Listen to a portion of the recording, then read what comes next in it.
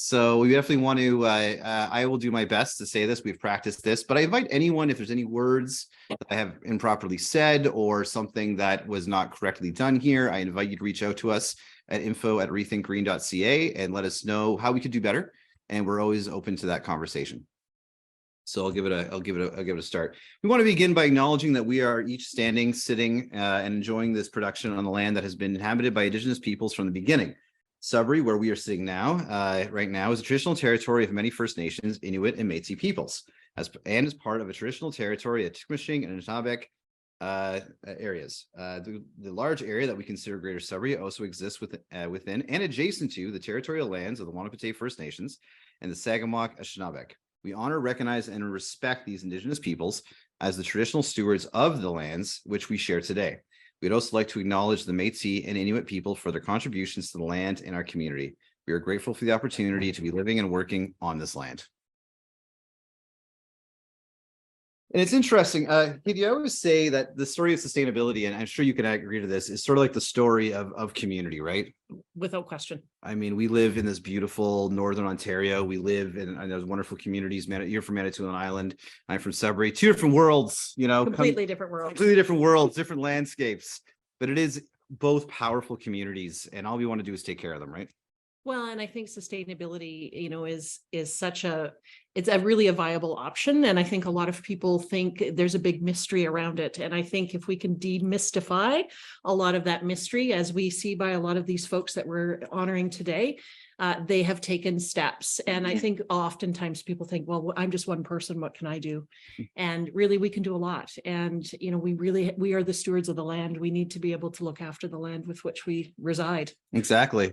Incredibly so. And we're going to see the actions of these individuals are far spreading, far reaching. It's not what one individual can do. It's what one individual can do amongst many individuals. Well, and it helps to inspire others, I think, oftentimes, because again, sometimes they're very small measures, but those small measures all add up to big dollars and make a lot of sense for folks. And we have to move forward on this, and we just have to. Absolutely do. So let's see what we got going on today, guys. We're going to introduce reThink Green, our programs, a little bit more from us.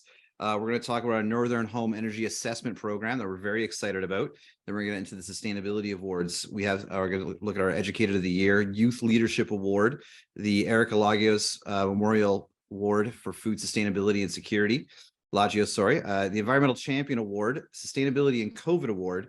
And then we're going to talk about Green Economy North, which is a business-focused program that's helping leading businesses to make measured and calculated reductions. Because you can't reduce what you can't measure.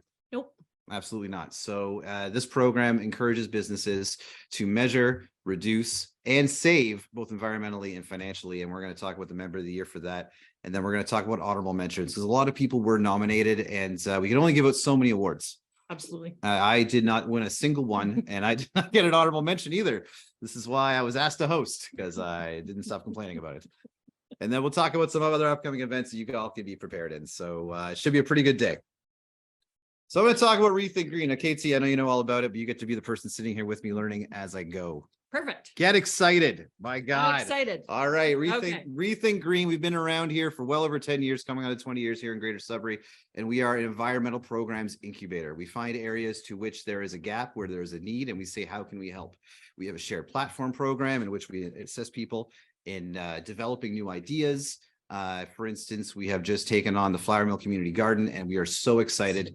Amazing. Food sustainability is tremendously powerful right now. We've previously launched programs like the Greater Sudbury, Plastic Free Greater Sudbury, Clean Air Sudbury. So we invite anyone who has an idea, who sees a gap and thinks, hey, how can I create some infrastructure around that? We are here to help guide you, because we just like hanging out with cool people. And that's really all we're trying to do, is just hang out with cool people who like our stuff. Well, and I have to say hats off to this next generation. We have a very active youth community who is very mindful about what's happening with our earth right now. And so super excited to see what's happening on a generational side of things. And I feel very inspired. Me too, man. When we get to the Educator of the Year Award and the Youth Award, talking about people who are marginally younger than us, like a year, like Decades.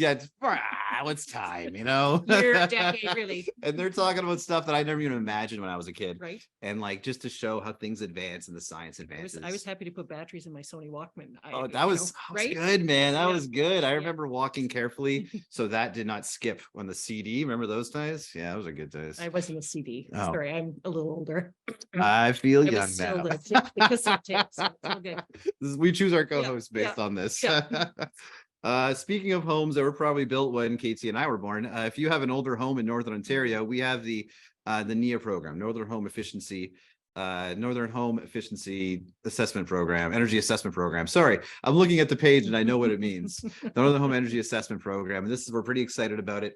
And this is programs where an energy advisor will go into your home, do an energy assessment, which is a complete calculation of the energy in your house and the carbon that you would produce as a result. And then from that, you have access to government rebates, all sorts of things, rebates. I'm trying to think, not Enercan, but Enbridge rebates as well. And this is the ticket to get you that support so you can change out into something more comfortable in your home that helps reduce it, because we want to keep people in their homes longer, right?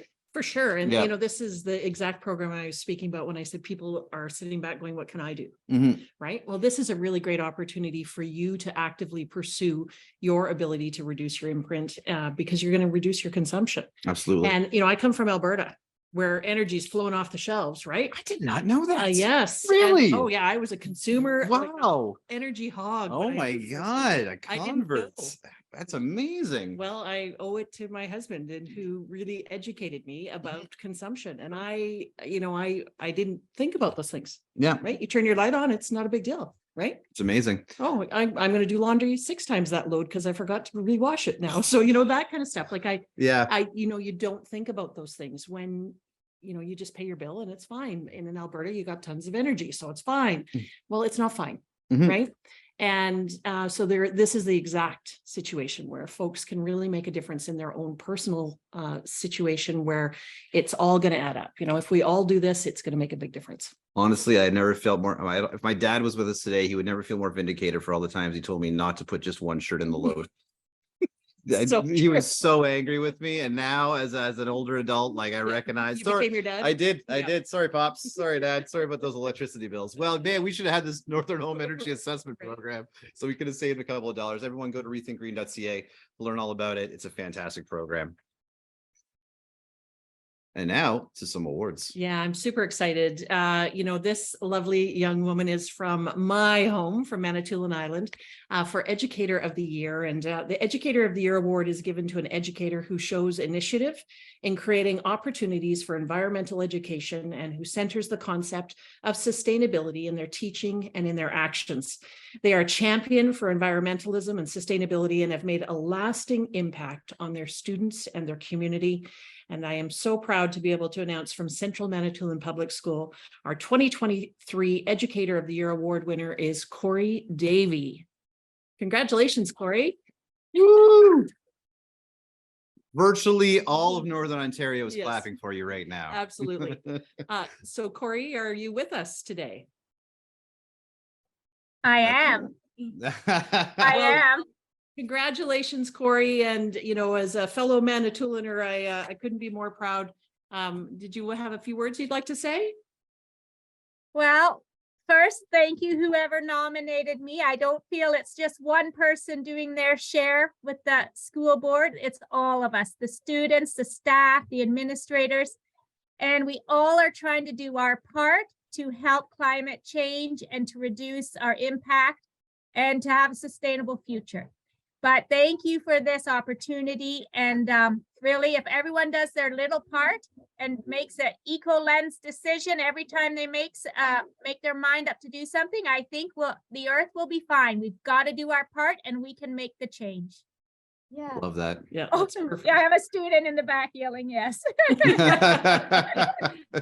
Well, and how great, Corey, that you've been able to activate the students and get them so involved in this initiative. And, are you seeing real changes there in terms of our youth?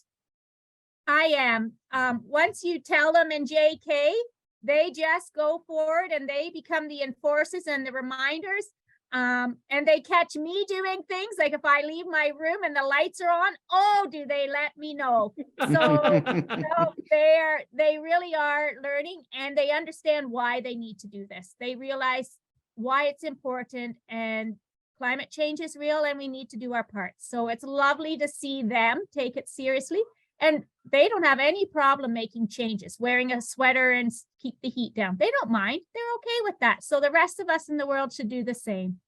Well, that's amazing. Thank you very much for that, Corey. Now, did we have a video? I think we do have a video, Yeah. correct? Yes, let's see the voice behind the power here. I think my passion There it is. started when I was a child. And I understand that we're blessed with just one earth, and it is our job to practice sustainability to help ensure that the earth is available for future generations. And I was in university during the time when the Brundtland Commission had come and been released. And so the famous definition of sustainability resonated with me, and I've lived my whole life with that belief that it is our responsibility to leave the earth in a better condition than when we found it. And the definition of the Brundtland Commission, says that sustainability is defined as meeting the needs of the present without compromising the ability of future generations to meet their own needs. So together with students and staff and families, we planted over 200 cedar trees to act as a windbreak and habitat for birds around the perimeter of the school. That same year, I wanted to make a garden, so we used shovels by hand and we dug up all the dirt and removed the layer of grass and got the topsoil, and we created a garden. We've turned part of our schoolyard into a no-mow zone to help the pollinators and to create habitat for insects where praying mantis are just thriving there. I pick my local grade 8s just before they're leaving in June, and I say, listen, you weed the garden, you water the garden, I'll give you the key, here's what you need to do, this is what you look after, I will sign your hours on. And so I've been very fortunate having their support, and I get grade 8s going to grade 9, grade 9s to grade 10s to get their community hours helping in the garden over the summer. When we do an action, we always have an Indigenous perspective attached to it, and we learn the Indigenous side. So it's also helping us culturally be responsive to our learnings and connect their teachings of the land with our daily practices. Some challenges we have done are energy hog, and that your class doesn't want to get caught with the lights on and nobody home. And if it is, then you get the energy hog. And it's kind of like a contest around the school. The kids are really engaged, and they run and hang this funny stuffed piggy on a door. And if you get caught with it, well, then you're the talk of the school that day. Lights out lunch, LOL. We always say LOL is lights out lunch. So how can we save energy? What can we do all day, every day at our school to help make a difference? And the students are the leaders. They say, what do we have to do this month? I say, it's litterless lunch day. These 2 days, they take over. They advertise it. They inform the parents. They are the enforcers in the classroom, checking who has litterless lunch, who doesn't, rewards those students that do with a little treat. They are really earth heroes, so they do it all.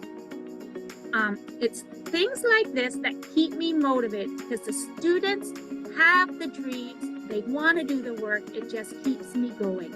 I have a few, I'm not done my work yet. I have quite a few projects I'd still like to do.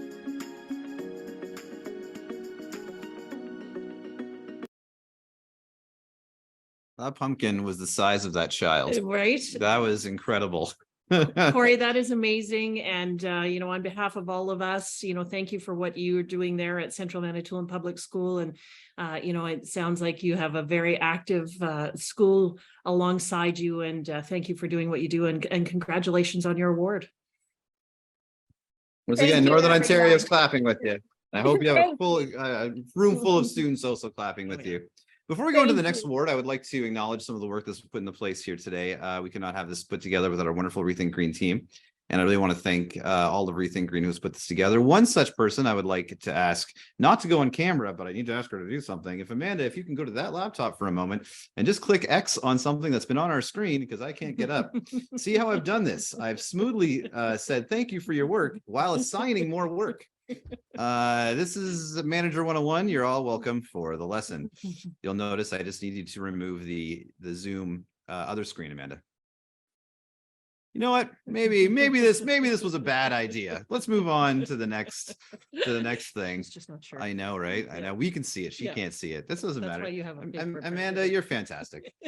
Everyone, we're gonna give Amanda a round of applause later, especially for the confusion that I just gave her.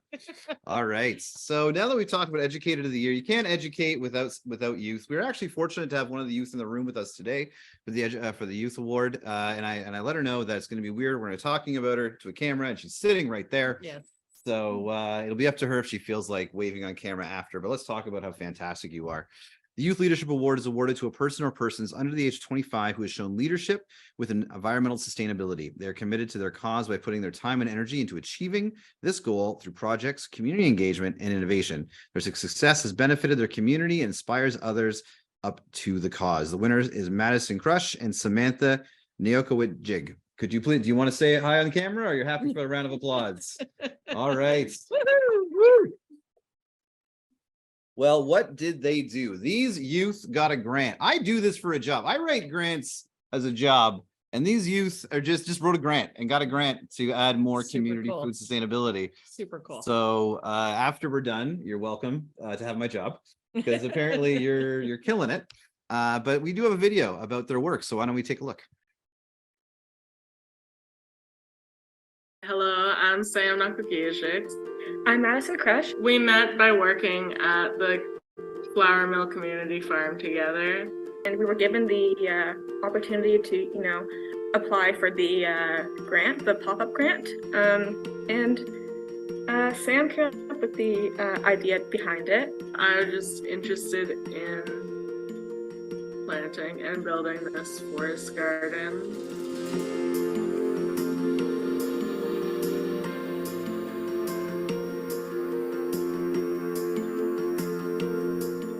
It was exciting. It was good to see it come in, and I didn't really expect actually get it, so I was really happy. I thought we were gonna get it because I believed. But actually it was definitely really exciting, and it was wonderful to know that there are organizations working to support this type of project throughout our community. What we have learned, we're actively learning about trees and plants, and I didn't quite understand how hard and challenging it would actually be to plant. Yeah, it's definitely a learning process, because there's a lot of things that are just sort of you sort of need to do them to know about them, and that I think it's going to be wonderful to see the garden grow and develop and flourish. And any future projects I want to work on, I don't know, maybe building more similar gardens throughout the community, throughout the city. We've shared through a social media and posters, and actually talking to friends and family about it. So that's my way and her way of sharing it. What is going on and such. But I definitely do believe that the best way to spread better understanding of the environment and better habits and sustainable practices is to meet in person and actually have people participate and learn while they do so.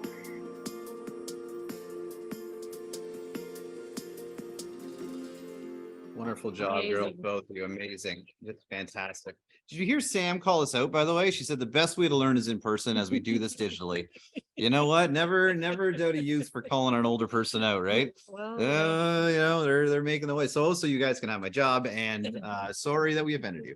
No, I'm just kidding. You guys did fantastic work, and it's Amazing. beautiful what I you're mean, I'm doing. happy if I can make a 4x4 raised garden bed. Yeah, that's Never mind. yeah, That's exactly. incredible, right? Oh my God, just Aside from the fact that it's lovely to look Mm-hmm. at, you know, obviously it's going to feed lots of folks, and you know, to see two young people take that and just run with it is incredible. And obviously they've got a lot of other folks involved, so that's amazing. Congratulations. Absolutely. Congratulations, girls. And we look forward to as you grow up and get all of our awards in succession. Right. And your Apply- job. Yeah, and my job. Yeah, Good day for you girls. Honestly, doing good. that's pretty incredible. Congratulations. Congratulations. Up next is the Erica, pardon me, Lagios Memorial Award. And this award is given in food sustainability. It's awarded to a business, not-for-profit or organization that has made a tremendous impact in the areas of food security, capacity, or availability where local agriculture is concerned. Now, this can range from reducing the steps it takes for food to reach from farm to table, or by creating new systems for food to be distributed to members of the community who otherwise would not have access to local fresh foodstuffs. And we know that this is really on the forefront, I think, of a lot of people's minds now. You know, the 100-mile diet, people being more conscious of you know, eating more healthy, sustainable foods. Absolutely. You know, we're all very aware of pesticides and all the stuff that we've consumed and ingested for decades. And, you know, to have a leader in our community in this capacity is pretty amazing. And so we would like to say congratulations going out to the Erica Lagios Memorial Award in Food Sustainability to our 2023 winner is Nowhere Public House. So congratulations. Congratulations. Now, I think, do we have a video? We do. I have always been passionate about the environment, and so has my business partner, Bill Crumplin. And that's kind of how we met in the first place. We had this idea to open up a small bar, kind of cafe, restaurant. The natural world is the most precious thing, and just paying attention and being present within it, and what can we do to be conscious of the impacts that we have on it as a human race, right? So we kind of take that philosophy and that understanding and add it to our business principles. So everything that we bring in-house and everything that we do, and even the way we treat our people and the energy we use, we're always keeping the environment in our at the forefront of our minds, right? Instead of just, you know, taking from the environment.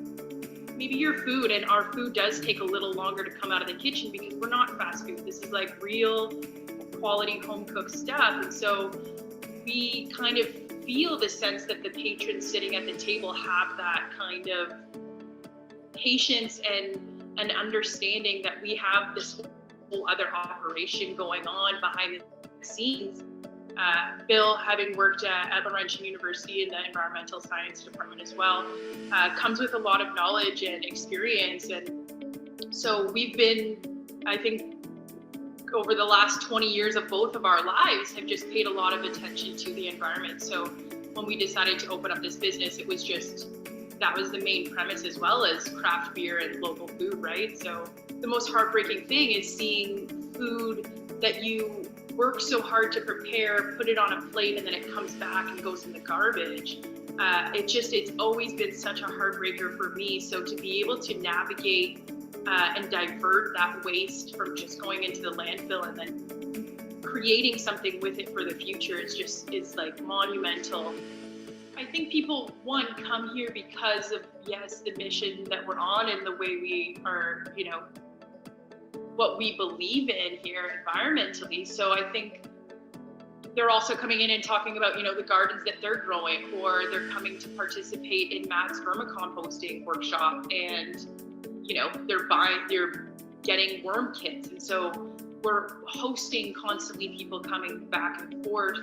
And I think just creating this conscious space of constantly talking environmentally. So much has already happened so fast and so profoundly that I couldn't have imagined 2 years ago. Like I started our indoor grow op, so we're starting with herbs so that we can harvest our own herbs year round. I see that production growing, so maybe that turns into some microgreens, some salads. I feel like we're on that path. There's still a lot of work to do, and there's a lot of work ahead of us. But ideally, that would be the dream, and we just have more beautiful featured dinners with local food. We bring in some nice wines, and just constantly have a space for people to collect and share in the importance of the local food movement, and then our neighbors and our community, and getting to know each other and spending time together in a really celebratory way. Can we, I think they have them there. Can we get them on camera? I think if you guys want, before, when they get them to say a couple of words, if we can spotlight those folks. Caitlin and Bill, are you there? Or Caitlin? Yeah, we are. We're here. Well, congratulations, you guys, just leading the way. Pretty amazing. Take it away. Well, thank you very much. It's been a journey, and I've had a personal journey the last week or so I really can't do it. Yeah. Oh, sure. Just giving you that. Yeah, we just want to say thanks so much. I mean, doing this work is really who Bill and I are. And so we just want to thank everybody that supports what we're doing. And the team that we have at KPH is just all incredible. We can't do it without them. And we love meeting everybody that comes through and wants to partake and participate and have conversations with us. And we're just so excited to see where the future will lead us, because we really have something special and something important here. And we're really, really grateful for all of the support we've received since we've opened. And we're really optimistic about the future. And we're really honored to kind of carry this little torch and continue to talk about the importance of food security and food sustainability in our community. So thank you guys. Yeah, thank you very much. And, you know, I happen to love birds, so this award is really appropriate. I couldn't believe how meaty it is, how well crafted it is. And we're going to display this in a very prominent location very proudly. And thanks everybody for, as Caitlin said, supporting what we're trying to do as one small business in town. Round of applause, guys. You got the fantastic work. And I promise I'll pay my tab. Congratulations, you guys. You know, you've been doing this for a while now, and on the cutting edge of really what is, I think, a movement in terms of food sustainability and you know, really looking after our local economy in terms of food and beverage. And you guys are real leaders in this industry. So thank you for doing what you've done. Thank you so much. And we just want to do a quick shout out, of course, to Fiona Tuff at the Flour Mill Community Farm, because obviously she's a really big part of what we're able to participate in this coming growing season, where we're able to kind of get out into the soil ourselves and participate in the hard work that it is to grow our own and just take more of that responsibility on ourselves. So yeah, just a quick shout out. Of course, you know, you're my girl. Well, Congratulations. Thank you. Thanks. thank you so much, both of you, for Pretty joining incredible. us. Incredible. You never been to a bar, have you, Casey? Never. Never been to a bar? No, first time? I don't know. You know what a public house is, right? It's a bar and establishment, but you don't know that, right? I don't know that. Never would know that. No. Never been. I'll put it on my radar. You should actually. Yeah. Yes, I knew yes. you Albertans. I will actually know. put it on my Yeah, radar. you should actually. It's I am from fantastic. Alberta. I started drinking when I was 5. Oh yeah. It's Kidding. weird laws I'm out kidding. there. Yeah. Weird laws. Next, we would like to talk about the Environmental Champion Award. And the Environmental Champion Award is awarded to an individual who's gone above and beyond professionally and what is expected of them in sustainability. This person has made a positive impact in Northern Ontario, abroad, or in their community with the resources they have at their disposal to benefit the community through sustainable practices. This year, the award goes to someone who has made sustainability not only a passion, but a responsibility. And when I was speaking with her, she said, when she went to retirement, she said, what was my next step? And her next step was to continue making positive change. So I want to thank and congratulate Rochelle Niemelef for the 2023 reThink Green Sustainability Award and the Sustainable Champion Award. Thank you very much. Congratulations. I do believe we have a wonderful video of Rochelle, and then we'll see if she wants to say a couple words. Well, I did this weird thing called retirement.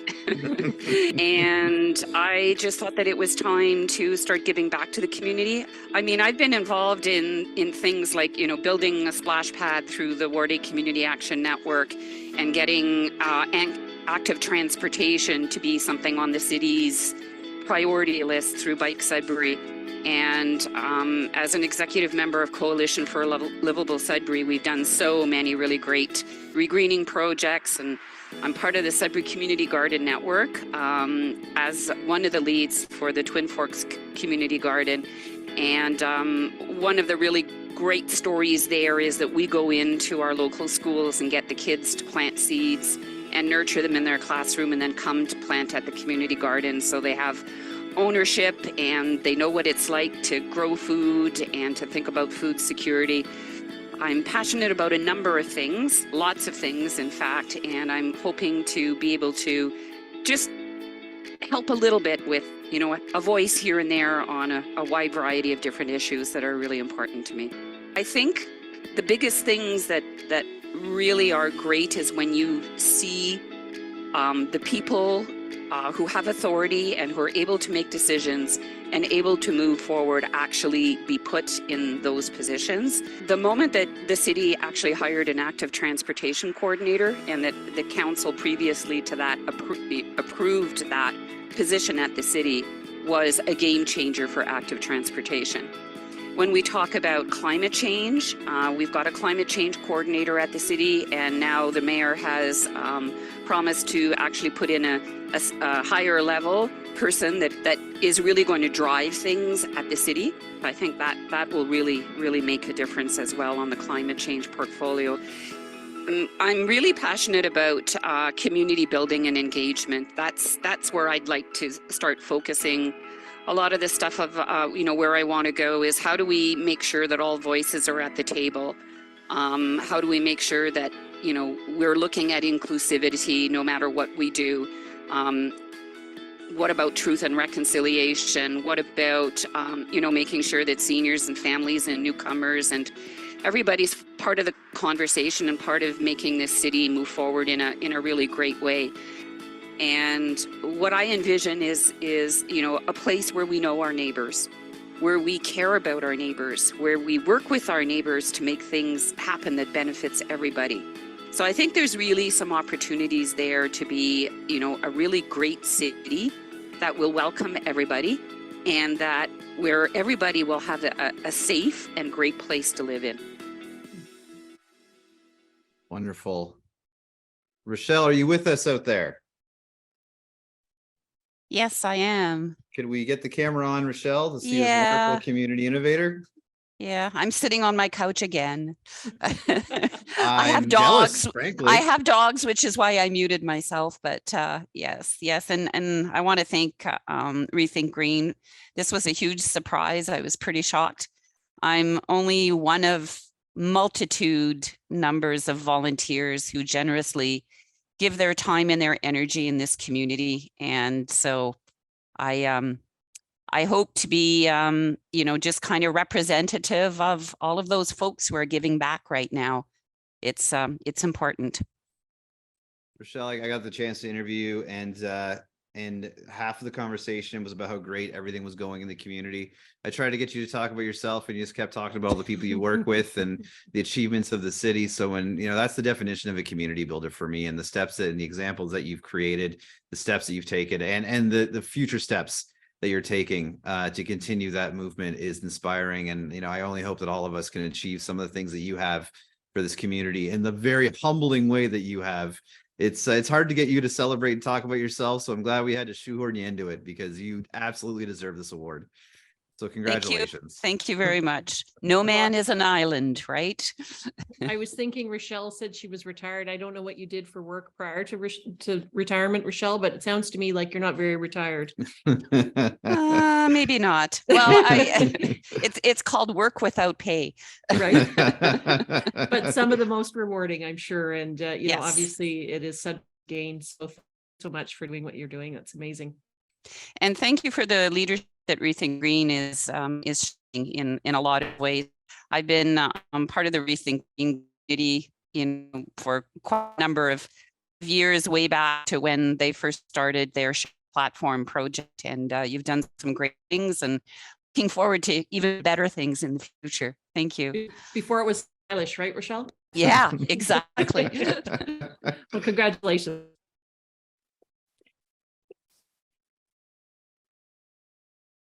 All right. Before we go into the next one, I want to say one last thing, Rochelle. We're trying to compliment her, and she's still complimenting us.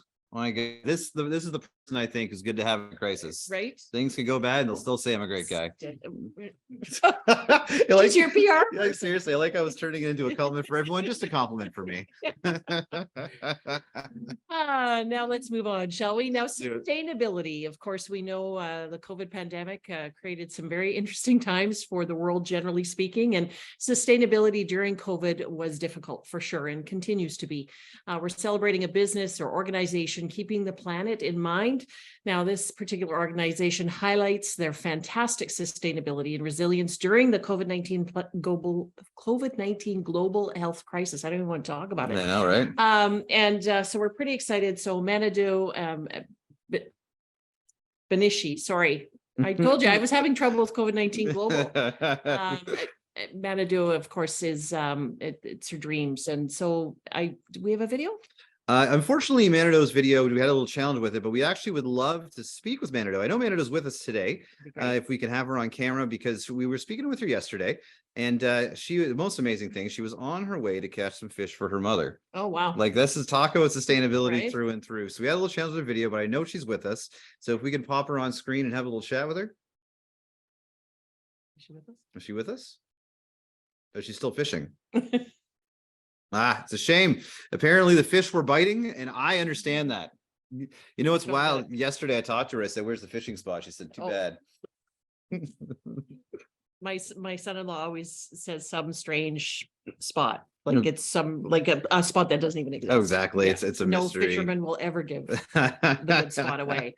So Manado, of course, we're super excited for you, and congratulations, obviously, to have any sustainability, especially during the times of COVID. That's pretty amazing. And thank you for doing what you do and continue to do. And we just appreciate all that you've done for our community. Yes, amazing. And obviously, if there might be some tech issues on your side, so you will see this recording. We are singing your praises, even though you can't see it right now. But definitely, if you pop on, we'll definitely circle back to you and keep making the spaces safe, sacred, protecting our waters, protecting our lands, as you discussed with me previously. So thank you so very much. Round of applause from all of Ontario, Northern Ontario. Excellent. Oh, this is where we got to take a break. Okay. You and I get to chill for a bit, because we got to talk to our one of the smartest guys I know, and I hate to admit it every time when he's in the room with me, but Simon Blakely, Regional Manager, Program Development and Government Relations. Simon Blakely, thank you for joining us. Thank you for working with us. And I'd like to hand things over to you to talk about Green Economy North. It's a pleasure. I appreciate the compliments. Yeah. So hi, everybody. My name's Simon Blakely. For those that don't know me, I'm the Regional Manager of Program Development and Government Relations here at reThink Green, where I oversee the Green Economy North program. And today I'm going to just take a few minutes to summarize what the program's about and how we're supporting businesses and organizations as they make that low carbon transition and demonstrate a more sustainable economy as possible. Next slide, please. So before I dive in, I'd just like to take a second to look at these images on the screen. Next slide.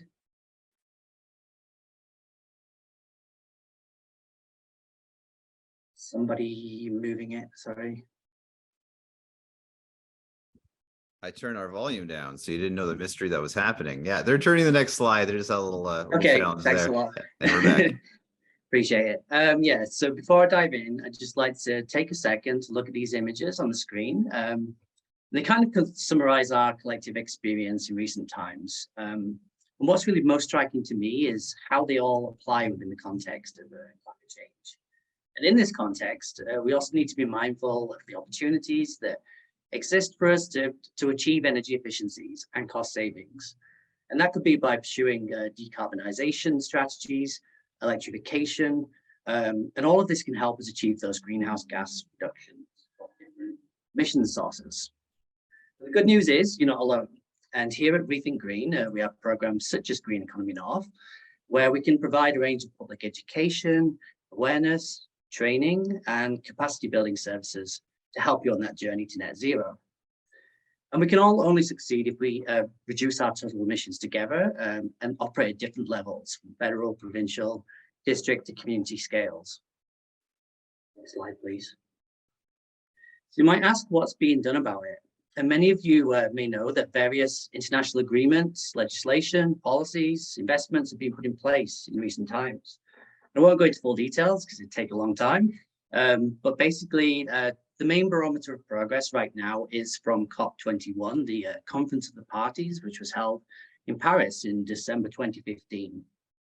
And it was there that global leaders made that commitment to keep the increase in global average temperatures to well below 2 degrees Celsius, above pre-industrial levels, and that's based on 1990 levels, and to pursue efforts to limit that increase to less than 1.5 degrees.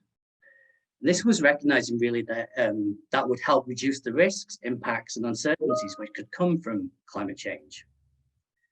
And it was not long after that the International Panel on Climate Change report, an IPCC report, stated that global carbon emissions must peak by 2020 to keep the planet below 1.5 degrees. Now, obviously that was 12 years to 2030, and now you don't need me to tell you that we have just 7 years left really to achieve that goal. It seems that from some of the data that have been published in recent times, more specifically the 4th installment of the 6th assessment report, if anybody wants to read that, that actually our global emissions have only kind of plateaued and have really started to increase again in 2021 and 2022, meaning that we are already on kind of course to be between 1.2 to 1.3 degrees Celsius of additional warming compared to 1990.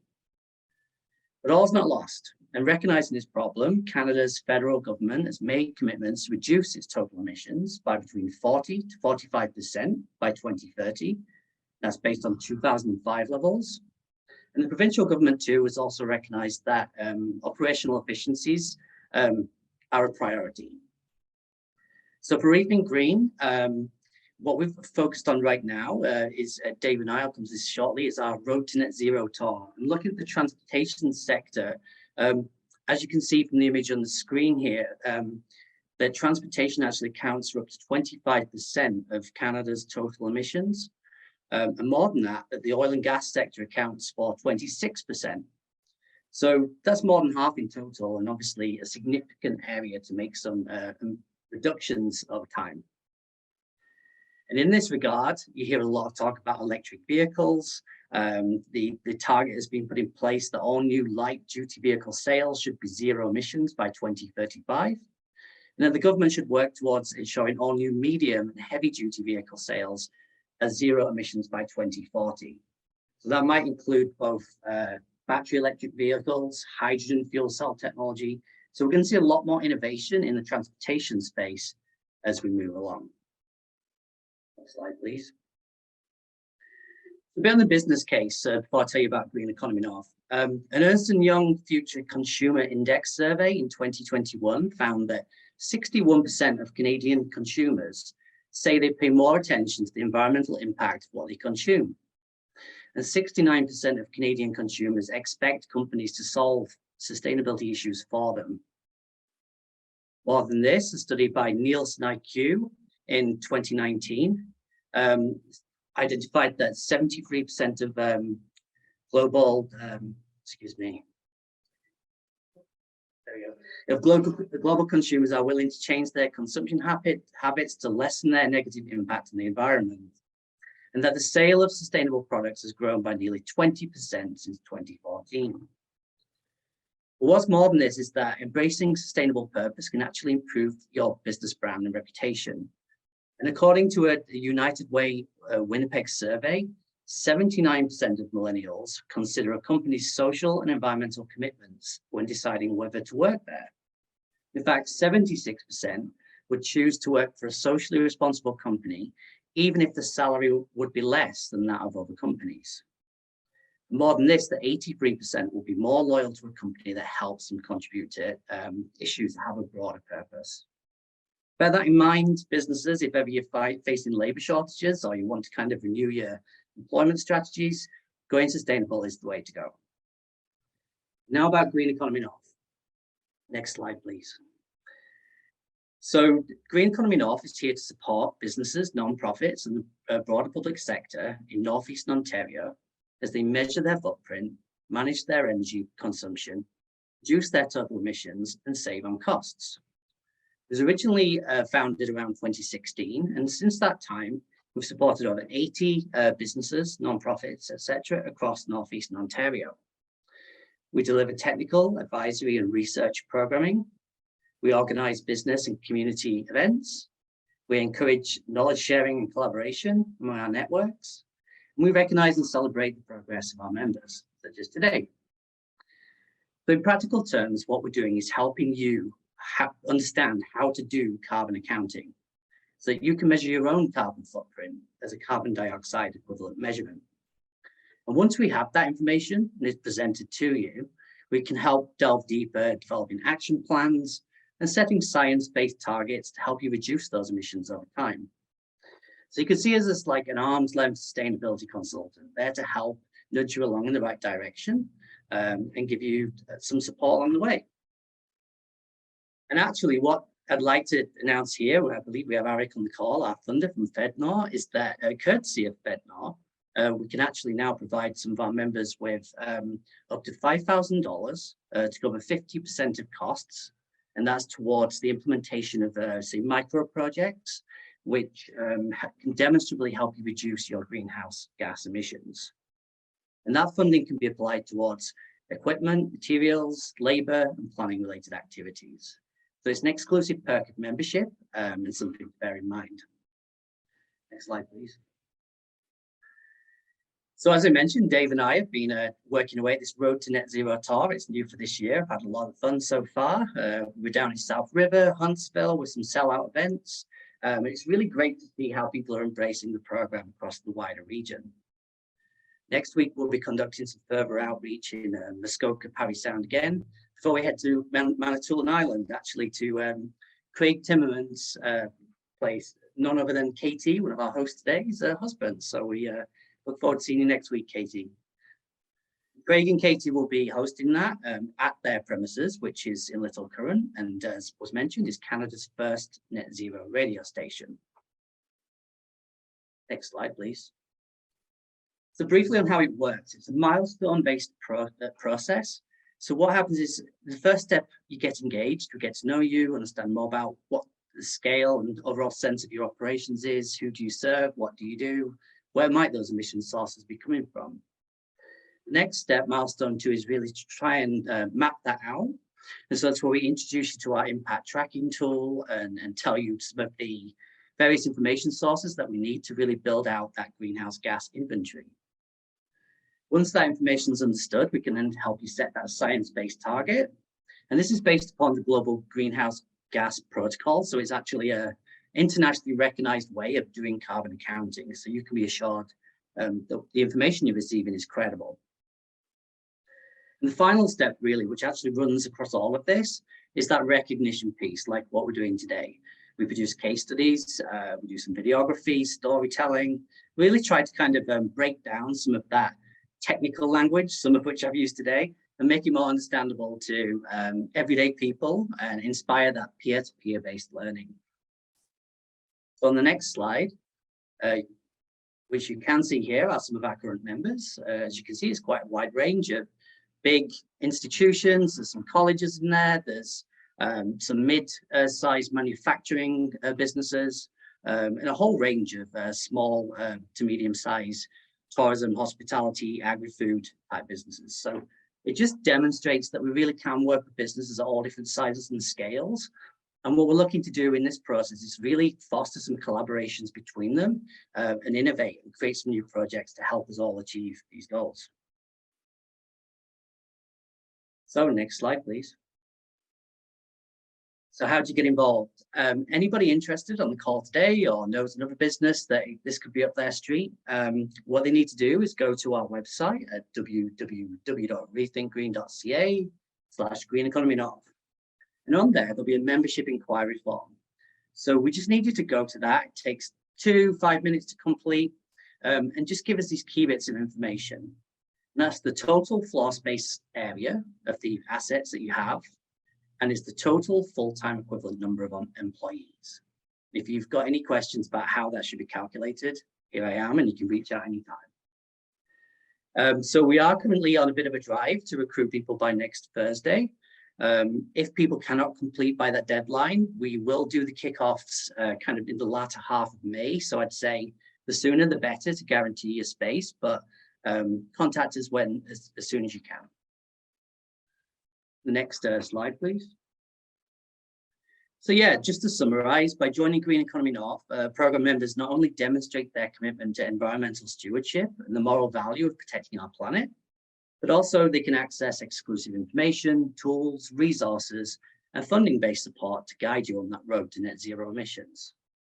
And as a program member, we can help you connect with peers, stay informed, share ideas, gain knowledge, form partnerships, conceive projects, develop plans, engage your audiences, and access funding. By joining Green Economy North, you commit to meaningful and measurable activities while taking the steps to reduce your greenhouse gases and save on costs. Next slide, please. And for anybody who hasn't met me yet, I'll find you. But here's my contact information on the screen. And with that, I'll pass it back to our wonderful hosts for today.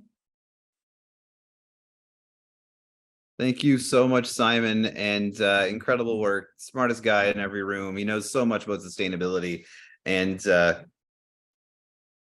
oh, excellent. Okay. And we have Manido is back. So we will switch over before we announce our Member of the Year award. But I do want to talk about this amazing opportunity first for Green Economy North. Now, Casey, that's how we met, I believe. Yes. Originally. Absolutely. Yeah. Yep. In our studios. Yeah, it was. There's a picture of me in there. You guys, where's Waldo? You can find it.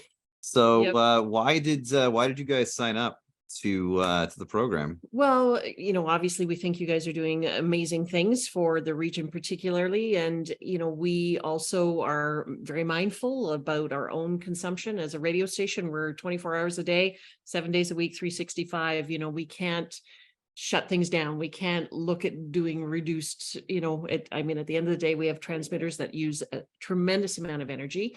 Antennas, all kinds of pieces of very expensive pieces of equipment that require, they are the hogs. They are the energy hogs. And so, it has been top of mind for my husband, Craig, for decades to be mindful about those kinds of things. And I have become so by assimilation. And, I think that we needed to really lead the way as a consumer on such an expansive level. We really needed to show that it can be done. We needed to do proof of concept, and we built a brand new office in March of 2020, right at the start of COVID. And Good time. It was great time. Good time. Great time. That's a whole other hour. Yeah. But we are 100% off grid, and we run air conditioning, and it's a 2,600 square foot office. And we have a backup generator that I think has run 4 times, maybe over the course of 2 years. Wow. So 3 years, I guess now. So it works. It's doable. It is viable. It's not. It is a mystery for a lot of folks. I was mentioning that at the start. That it can be pretty mystifying for a lot of people. And, there are people out there to help you demystify that and make it viable for you. And, it's freeing. It is absolutely liberating. I have to tell you. I love that. Yeah. I don't have a hydro bill. It's pretty awesome. That's amazing. Yep. To not have a hydro bill. Like that's on not its own. Never thought I'd hear anyone say that. No. And with the amount of energy that you guys consume, but not from the grid, from the energy you've created. Well, and the upside is, we have enough storage that we're now talking about putting in, EV charging stations. So we would have an EV charging station that's actually charging from the sun. So it's not dirty energy. It's legitimate solar energy that would be charging a station that could charge a car, right? And, and that's doable. That's not voodoo. It's not voodoo. Right. Look, that should be our brand, by the way. Yep, It's not voodoo. It's not voodoo. You can do it. Yep. You can do it. Yep. Simon and I talking about the tour we've taken, the Road to Net Zero tour. We've talked to some folks about electricity and electric vehicles, electric vehicle charging, and we've heard a lot of debate if it's possible in Northern Ontario. You know, how do we get the chargers? Will electric vehicle even last in the north? And like, you're running a radio station. This is proof that electrification of your operation, of your fleet, is possible. It can exist in the north. Technology has changed in 30 years. For sure. Absolutely. Well, and I think like anything else, you just have to plan appropriately, right? Mhm. So, I mean, you don't go on an extended road trip without planning where you might be stopping, or Mhm. you know, where your gas stations are. Like that, you plan, right? So Yeah. you would need to plan appropriately, but there is planning available, and it is truly a viable situation. I think we're all one people, but when we come together, you become mighty, right? I love that. We can become mighty. I like that. And if you want to if anyone on the call or anyone who's watching online afterwards wants to talk to some of the most passionate people about electrification, you guys reach out to KT or Craig Timmermans. It was the greatest tour of my life. Well, clearly, just so it needs to be said, it needs to be Craig. I talk like I know what I'm talking about. I drop it out there. I know enough to be dangerous. That's about it. He really is the brains of the operation. All right. So if you're into danger, KT, into knowledge. You want to talk about stuff that really doesn't matter, I'm your girl, but Craig is really the guy. No, I do know a little bit. I know, like I say, I know enough to be dangerous. Enough to be dangerous. Craig would be more than happy to share his knowledge. You know, Craig's sort of retired now, so I like Rochelle. yeah, he's like Rochelle, yes. Yeah. So he spends a lot of time researching. That's what he does, and he's working on some really cool technology, and we're excited to see where that's going to go for green energy moving forward. Absolutely. I want to make sure I get the business right, because Craig also is a separate member, a CDM agency, and just very excited. So guys, reach out if you have any electrification questions. Yeah. Wonderful. So you can give him a call. And anyone on that list, by the way, if you're a Green Economy North member, reach out to any other member and they'll be happy to advise and share. And that's the value of a network, is to share knowledge and to develop. So see that number on the screen, call Simon Blakely, and he'll get you hooked up to join the Cool Kids Club. Absolutely. That's what I think. And so why don't we talk about the Member of the Year award then, which is rather fitting after we talk about Green Economy North. So the GEN Green Economy North celebrates a member who showed exceptional effort, advocacy, and dedication in reducing their carbon emissions through Scope 1 or Scope 2 emissions. Now, what are Scope 1 or Scope 2 emissions? Those are the emissions you've either that you've created yourself, or the fuel that you've used essentially through your operations to create emissions. Now, this group has done a phenomenal job, and it is no shock to me that this year's Member of the Year absolutely has to go to Morin Industrial Coatings Limited. And let's see that video. The company's roots are derived from a local family who grew up just outside Sudbury and Whitefish. Outdoor activities that are stereotyped to our Northern Ontario nature have instilled a common sense approach to right and wrong. Doing our best to take care of our backyard only makes sense for this and generations to come.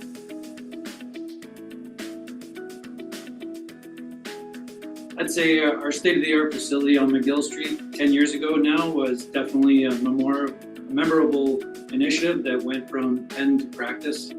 We saw firsthand the impact new processes had in comparison to the way things had been for many years in a stereotypical dirty industry.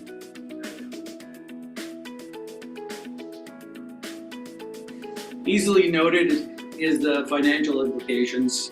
It's tough to compete with businesses that are, let's say, less conscious in our industry. A business still needs to be competitive, yet carry on values. So it has cost us revenue in the past.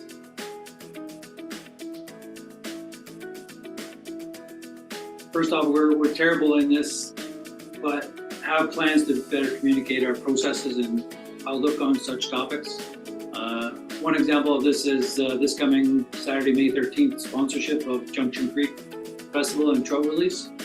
We like to kind of include ourselves in such practices. This is yet another example to future generations of businesses locally to do their part. I'd say a second part of that, and obviously, is just being part of Green Economy North. It's kind of just help us get it out there.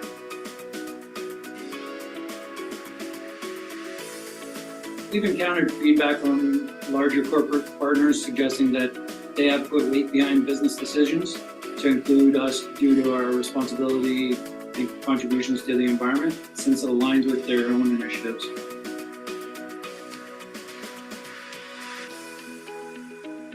The culture in-house has changed somewhat, in that from time to time, our employees come to us with ideas to implement. An example of this was a request to change something as simple as the soap in the change rooms from a plastic bead soap to something with pumice an ingredient. That way it's less environmentally impacted.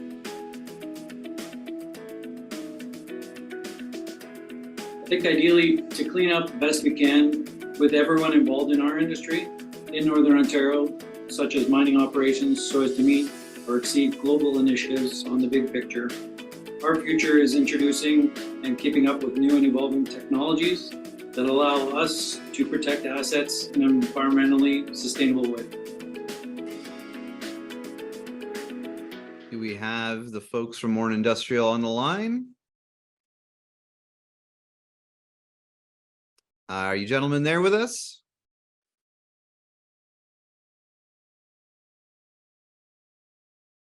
The mystery. We shot them from a very angelic angle. I want you all to know this. We chose the angel vision, which is the I light chose behind. you are in the witness protection program vision.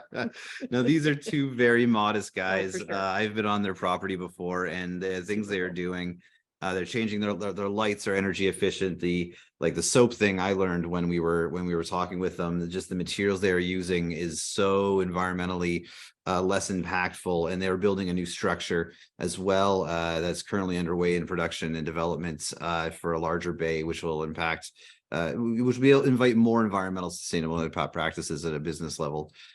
So if you're industrial, you can be sustainable. Well, and I was going to say, in an industrial format, I mean, that's typically a very large commercial building, big high ceilings, that kind of thing. So hats off to you guys. And to be sustainable in a very competitive industry Absolutely. that's pretty amazing. So congratulations. Congratulations. Round of applause from all of Northeastern Ontario. Super cool. Now, do we want to see it? Oh, they're there? Manitou, before you leave, we need to talk to you. Are you with us? Here, made it back. Nice. So we have been speaking your praises throughout this entire thing, Manitou, and we've and how great you are. So we wanted just to take a few minutes to talk to you about some of the things you're doing. Yeah, can everybody hear me and see me? Yep. So you're from some nondescript fishing location, we understand. Actually, I left the fishing location to get Wi-Fi, so I came to the community center and I am on the Wi-Fi. So hopefully it's a solid Wi-Fi. Well, congratulations in your award in sustainability in COVID. And, maybe you could tell folks a little bit about what that means for you. Well, to me, it's like regular living, it's surviving in a world that I only have access to the land because that's what's given to me and to all of us.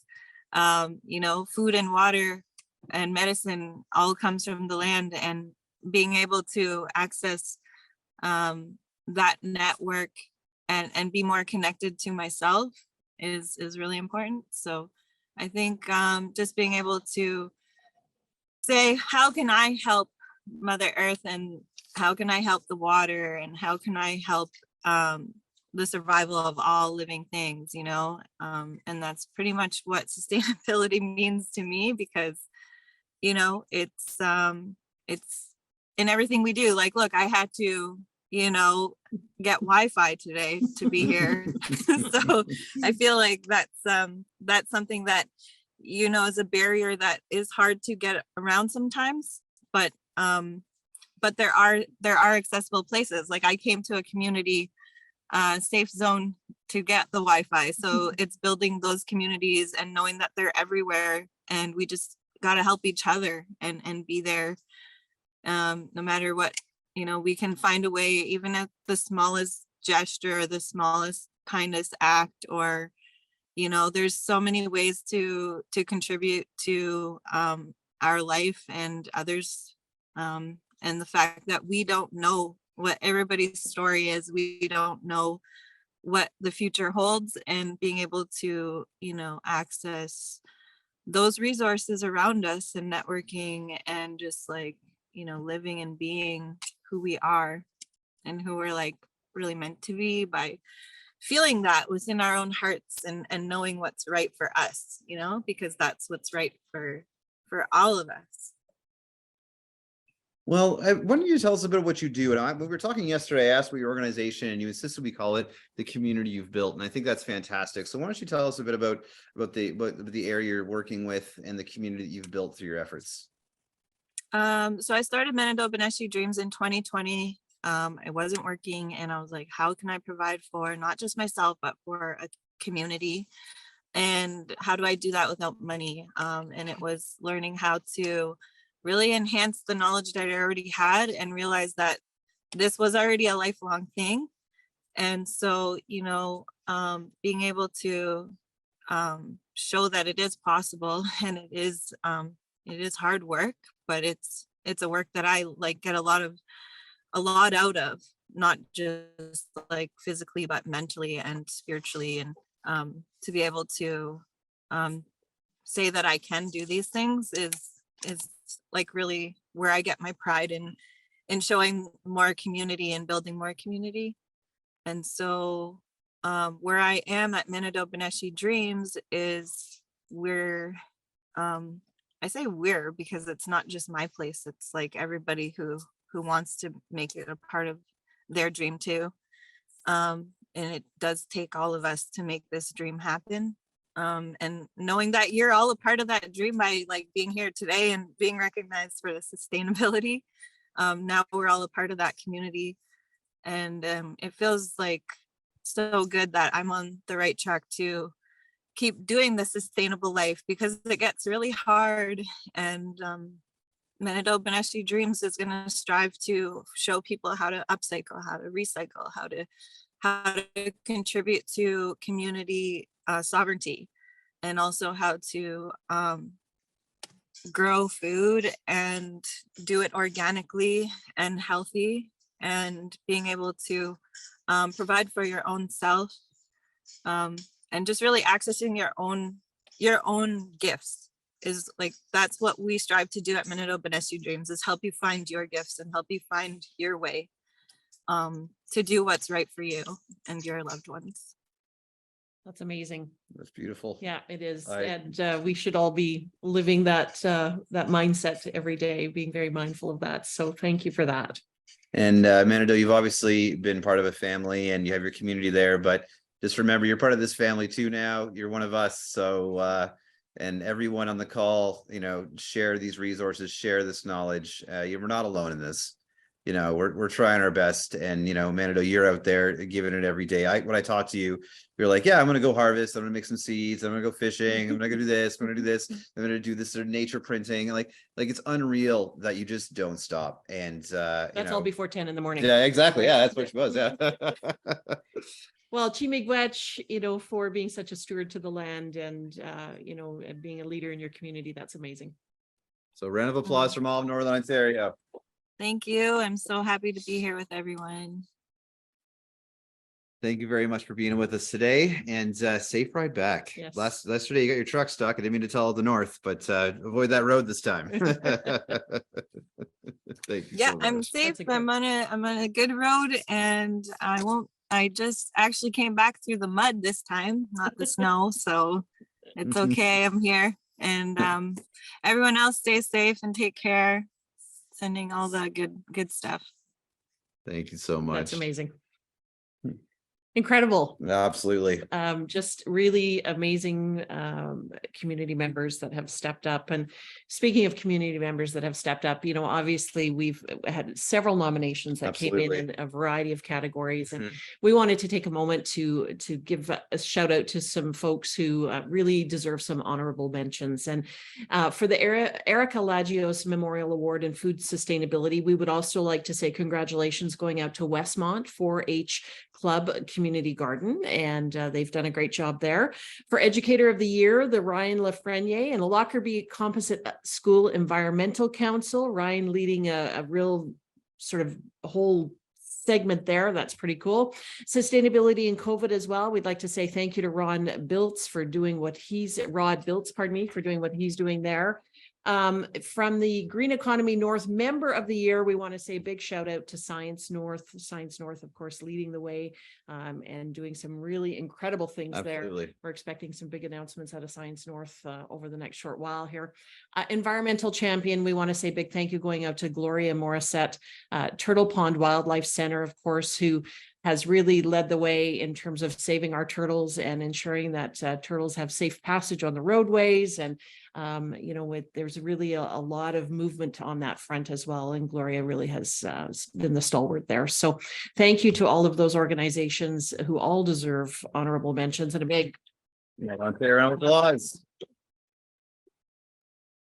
Fantastic.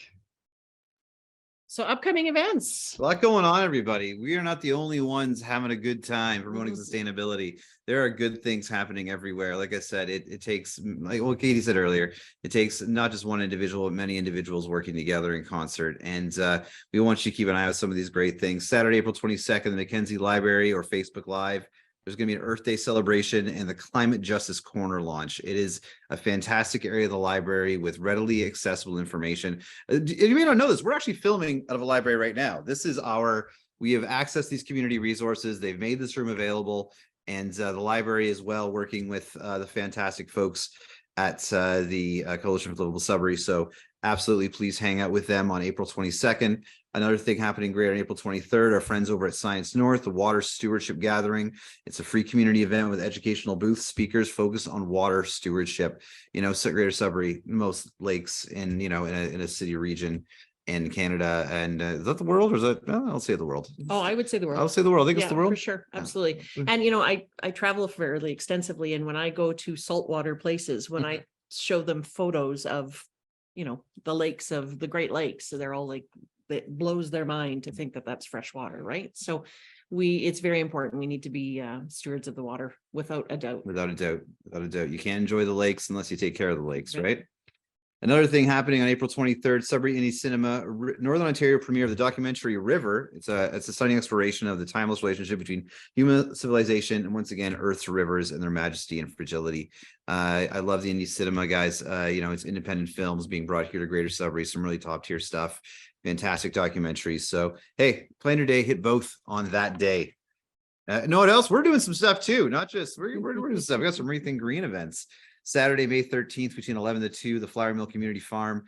It's their annual site prep event. So if you want to get involved in some of the things that you saw talked about in regards to food sustainability, come help us prepare the Flower Mill Community Farm grounds for a fantastic growing season. And there's nothing greater than planting something and witnessing it being pulled out of the ground and that growth. When they get to eat it. Absolutely. Fantastic.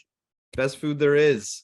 Now, we also at reThink Green will be hosting on June 3rd the Greater Sudbury Earth Festival. This will be happening at Delky Dozy Park, and it's going to be taking place that afternoon. Come out. We have a lot of great community vendors, great community experts, a lot of the folks that we talked to already. I'm going to try to get KT to come out. She just heard about this now. I am just telling her, I'm asking her to come out. You're seeing her live reaction. So imagine how much fun you're going to have. Look at that. That was so authentic. Was that good? It was really good. That was really good. We didn't practice that. No, I'm we serious. And have a great time. It's a free event with your family. There's going to be music. There's going to be a lot of great things going on there as well. It's also going to be right next to some of the food forests and other community garden initiatives. And there'll be a lot of community learning there as well. Saturday, June 3rd to June 10th, the Sudbury Commuter Challenge. This is an event where we encourage everyone, businesses, organizations to support commuting. I mean, this one, thanks to Rochelle, her work in Bike Sudbury, for making Sudbury fighting with her and the many others in her group for making Sudbury so dang bikeable. I know I got some friends all over the greater city who love the bike lanes that are opening up, that are the infrastructure that's being put in. And that week celebrates that. You track your mileage, you win some prize, you win some acclaim. It's fantastic. If you're going to be biking anyway, definitely sign up to the Greater Sudbury Commuter Challenge. And finally, Saturday, June 10th, 11 to Flower Mill Community Farm. They prep the land. Now you can go planting. It's a whole thing. It's a 2-part series. Don't miss it. All right. This is more than my 4x4 Yeah. I mean, raised garden box. you can ask people to help you with that too. No, I'm convinced I can make it happen. We'll let you know. But hats off to them. And, I know that, speaking to the Sudbury Commuter Challenge, part of living in the north is, we are remote, right? Yeah. We don't necessarily have accessibility to public transit in a lot of places and a variety of things. So this is a really great initiative to take us into that, where you are in fact becoming a little more green, a little less carbon energy Exactly. consumer. So it's And- pretty cool. And a shout out to my electric vehicle friends. We will be promoting electric vehicles as part of this challenge. We know in the years past, that hasn't been accounted for before our time, but now moving forward, we're always going to make sure that you electric vehicle drivers will also be accounted, because as Katie said, it's about reducing carbon and reducing carbon-based single vehicle traffic. Well, it's amazing. Craig and I were just talking about this yesterday, how, just there was a time when, and it's aging Craig now, but where he would be on the road and there'd be no cars, right? And now on Manitoulin, it's, there's a lot of vehicles that drive between Manitoulin and Sudbury. There's a lot of There's a lot. cars. And, there's ways that we can reduce that. And I think we just need to be more mindful about that. And again, not be the energy hog. Not be the energy hog. You guys are going to get that little stuffy Yeah. on your door. They'll come. I'm actually going to wear it as a Yeah. costume next time. Stop by Central Manitoulin Public School Right. for that little. We'll hook you up. She'll help you out, man. Guys, we're coming to the end, and that's sad because we talked to some amazing people today. We did. I'm feeling very inspired. So, Absolutely. Katie, thank you so much for joining me as my host today. well, you're very welcome. My pleasure. Thanks for having me. And So good. I didn't get yanked off the stage, so I figured that's a win. I said, I have a CRTC license that keeps me governed where I spend most of my day. So Well, there's no license here to govern me. So I was gonna say it's a rare time. We shout out the CRTC here. Not that they're bad, it's not in our sphere, but thanks for training this one to make sure everything was good. And yeah, thank you to Craig, the mystery man off camera, who we've spoken so much about. So definitely check out his work also. he clearly is the brains of the operation. I'm the mouthpiece. So that's how it works. Other in studio thanks. I have to give a special thanks to the fantastic team at reThink Green, Amanda McKelvey, Meg Sheffield. I'm going around the table, Jan Van, or of course we have Catherine Caverson and the amazing Fiona, and fantastic, are very silent, but there we go. Our youth leader award. Guys, we cannot do this with the reThink Green team. It's phenomenal. Thank you so much for the hours, the work, the time you put into this, so we can celebrate the individuals who deserve it and the organizations who deserve it. So thank you very much. This is applause just for me and Casey to say thank you so much to the team for doing it. But I also would like to say on behalf of all of us who are members, thank you to reThink Green. You guys have done some amazing things. You're pushing a big snowball up a very large hill. And that ball has been collecting a lot of snow for a lot of years, and not everybody's bought in, right? And so it's nice to see you continuing to push that ball up the hill, and hopefully you got a little help with some momentum getting it up to the top. So, to all the members who have chosen to come on board and really take some real responsibility here, hats off to you guys. But you guys have really been leading the way, so thank you for that. Thank you so much. I appreciate that. Very kind. It's very kind that you should come on the show more often. This show, which is this is the award ceremony. Yeah, it was. This is our pilot episode. This is the non-scripted reality Yes, show. exactly. Yeah. And one last thing before we go, we cannot do any of this without our fantastic sponsors. That's of course the fantastic support from FedNor to making this Road to Net Zero tour possible and all of our Northeastern expansion possible. Obviously, the fantastic folks at Green Economy Canada, who helped us develop the Green Economy North program to make us a Canada-wide network.